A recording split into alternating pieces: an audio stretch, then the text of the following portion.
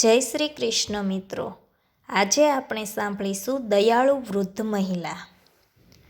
એક વખત એક ગામમાં એક દયાળુ વૃદ્ધ મહિલા રહેતી હતી।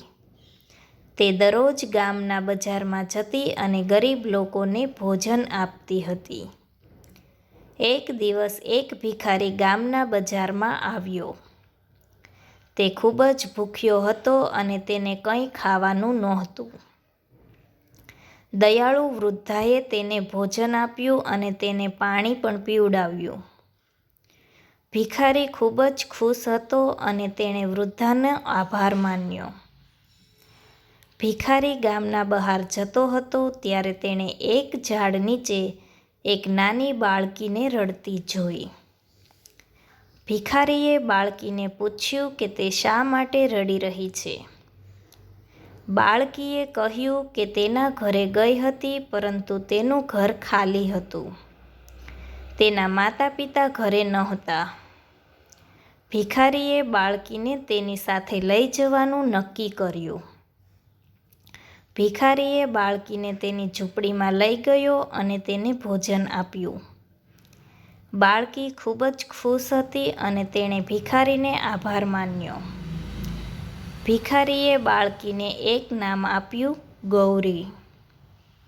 ભિખારી અને ગૌરી ઘણા વર્ષો સુધી એક સાથે રહ્યા।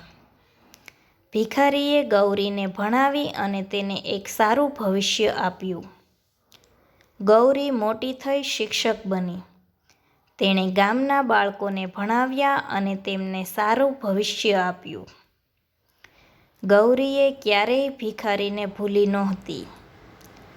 તેણે તેની સાથે ઘણી યાદો બનાવી હતી। ગૌરીએ ભિખારીને તેનું બાળપણ પાછું આપ્યું હતું। આ વાર્તા આપણને શીખવે છે કે દયાનું નાનું કાર્ય પણ કોઈના જીવનમાં મોટો ફેરફાર લાવી શકે છે।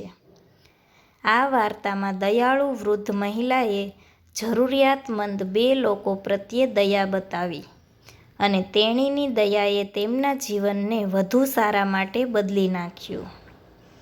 આપણે બધાએ બીજાઓ પ્રત્યે દયાળુ બનવાનો પ્રયત્ન કરવો જોઈએ, પછી ભલેને કાર્ય કેટલું નાનું લાગે।